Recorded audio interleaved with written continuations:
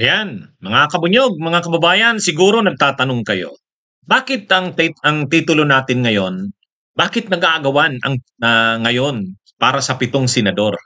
Ano bang pinag-aagawan? Bakit 7? O yan, magandang pag-usapan natin yan ha. Ha?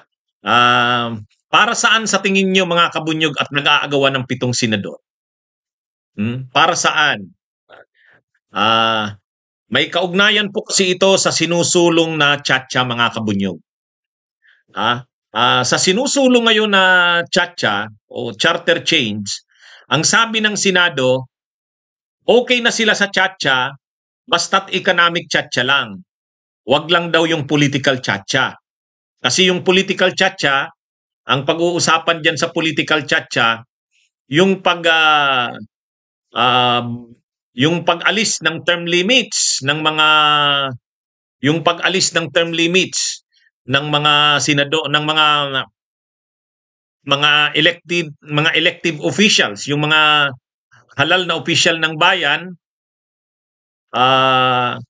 aalisin yung term limits. Halimbawa, ang presidente at ang vice presidente sa kasalukuyang konstitusyon hindi sila pwedeng magre-elect. Dito sa proposed na political tiyatsa, kung political tiyatsa ang pag-uusapan, mawawala na yung pagbabawal na magre-eleksyon ang presidente at ang vice presidente. At saka yung mga kongresista, yung mga governor, mga mayors, hindi na 3 years lang ang kanilang term. Dadagdagan ito.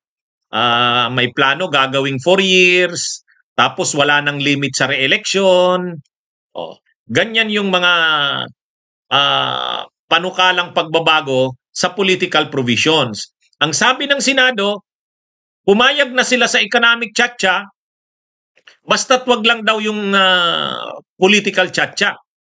Kasi sa political tiyatsa, pwede ring mabago yung sistema ng gobyerno from presidential to parliamentary, at ang lehislatura ay pwede ring mabago from bicameral to unicameral. Ayaw nito ng mga senador, kaya pumayag daw ang Senado sa pagbabago o charter change, pero economic provisions lang. Ngayon, hindi po automatic yan mga kabunyog. Kahit sinasabi nila Subiri, kahit sinasabi nila Angara, sinasabi nila na ang Senado ay payag na sa economic tiyatsa, kailangan pa rin pong makuha ang 3/4 na boto ng mga senador.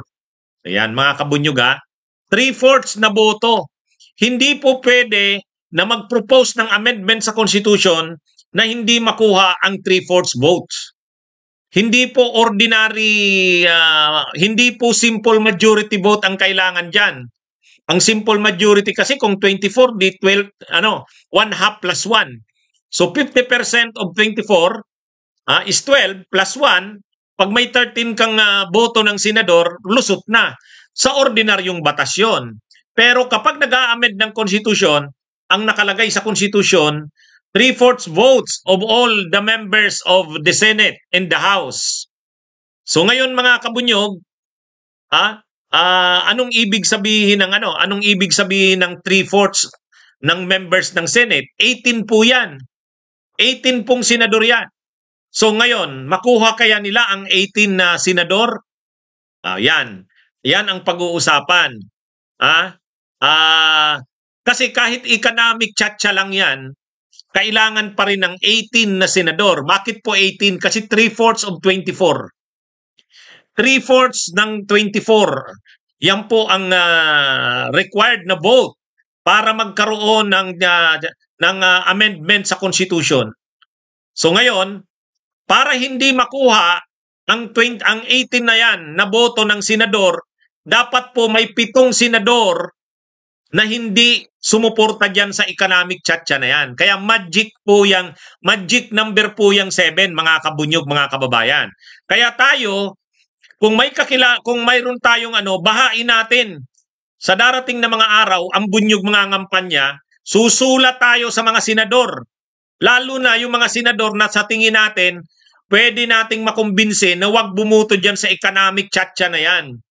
Huwag na nating pagkaabalahan si Amy Marcos. Huwag na nating pagkaabalahan si Bongo, si Tolentino, si Bato.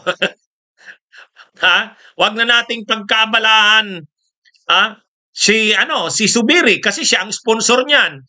Oh, yan po yung resolution of both houses number 6, RB 86. Ang resolution of both houses number 6, ang nag-sponsor niyan tatlo. Si Subiri, si Angara, at saka si Loren Ligarda. So yung tatlo na yan, di ibig sabihin boto na sila dyan. Malamang boboto pa dyan si Amy Marcos, si Bato, si Bongo, si Tolentino, yung magkapatid na Cayetano, yung mag-inang Bilyar. Tapos malamang boboto din dyan sino pa ba? Sino pa ba ang mga boboto dyan? Malamang baka si Gatchalian boboto dyan. Si Villanueva, si Lito Lapid. Hindi, si Lito Lapid hindi natin sigurado. Si Bong Revilla, boboto dyan. So sino ang natitira na pwedeng makumbinsi pa? Ang sigurado nating hindi boboto dyan sa chatcha na yan, na economic chatcha, dalawa. Si Coco Pimentel at saka si Risa Hontiveros. Pero nakikita natin sa meeting ng mga kontra sa Chacha, umattend si JB Ejercito. Kaya tatlo na. Ang kailangan na lang natin 4, mga kabunyog, mga kababayan. 4. May 3 na tayong posibleng si Coco, si Risa, saka si JB Ejercito. Pag nakumbinsi, pwede pa nating makumbinsi si Chis Escudero, pwede pang makumbinsi si Nancy Binay, pwede pang makumbinsi si Grace po. Yan mga pwede. Coco, Risa, JB, Chis, Nancy Binay, Grace po. 6 na. Isa na lang. Baka si Jinggoy makumbinsi. O kaya sino pa ba? Sino pa? Baka kasi kailangan may makuha tayong 7 eh. Kailangan may makuha tayong 7 na hindi boboto. Kasi 3/4 yung kailangan nilang makuha ang boto eh. Ang 3/4 ay 18. Yung problema kasi dyan, magkapatid, mag-ina, sigurado na yan. Yung magkapatid na Cayetano, sigurado na yan. Malamang boboto yan para dyan sa Chacha na yan eh. Tapos yung mag-ina naman na Mark Villar at Cynthia Villar, malamang boboto na rin yan eh. Kailangan natin mga kabunyog ng 7. Sige nga, anuhan nyo ako. Si Grace po din, ayaw daw din sa Chacha. Pwede na. So, Risa, Coco, JB, Grace po, 4 na. 4. Dapat makumbinsi pa natin si Chis Escudero, Nancy Binay, 6 na. Si Ligarda kasi, kabunyog Samuel Lagos, sponsor eh. Sponsor kasi si Ligarda eh. Ay, si Tulpo, boboto yan pabor. Boboto yan pabor. Yan yung natin, yan yung problema dyan. Marami talagang senador, hawak ng Malacanang. Kahit pa nag-aaway si Duterte at saka si Marcos, pagdating sa botohan dyan, si Bongo, si Tolentino, si Robin Hood Padilla, mga tao ni Duterte, boboto yan dyan. Si Robin, siyempre, boto yan si Robin dyan sa Chacha. Si Lito Lapid. Ano kaya si Lito Lapid? Sabi ni Zoe Lumadla, talo na tayo, sir. Ano naman, baka may makumbinsi pa tayong 7. 7 lang ang kailangan natin eh. 7.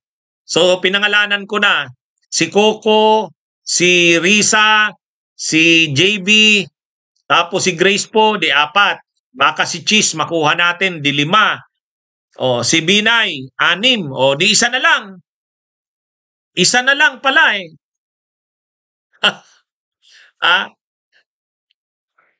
Ngayon, pakinggan natin ang sinabi ni Risa Hontiveros. Anong lagay? Makuha kaya ang 18? Ma'am, no to Chacha kayo ni Senator Coco, pero 2 lang kayo sa minority. So ano yung forecast ninyo dito sa Senate? Ano yung kahihinatnan nitong propose economic Chacha? Sa tingin niyo magpa-prosper po ito? No to Chacha ako ngayon.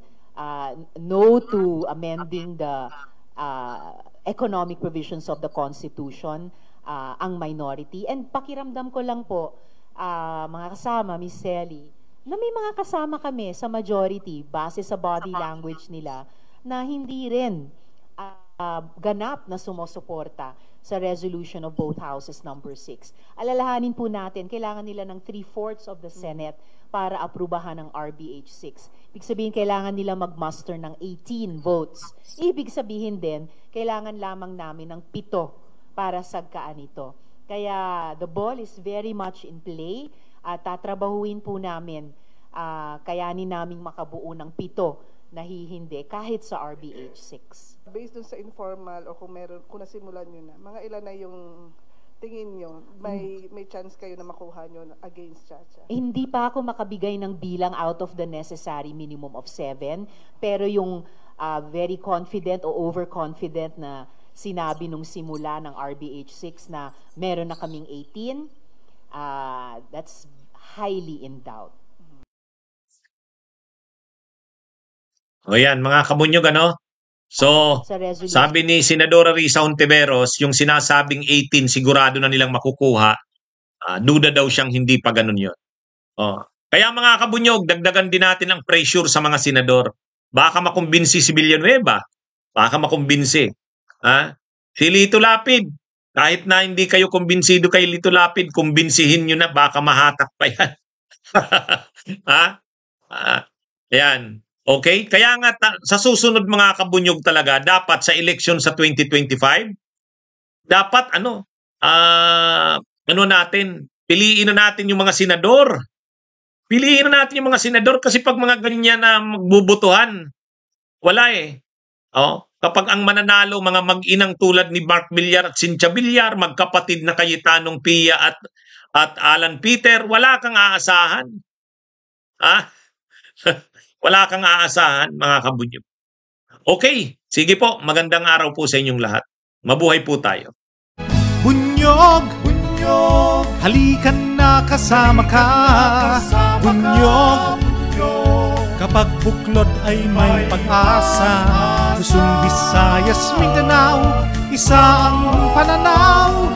Sa bagong Pilipinas ang bunyog isisigaw. Bunyog.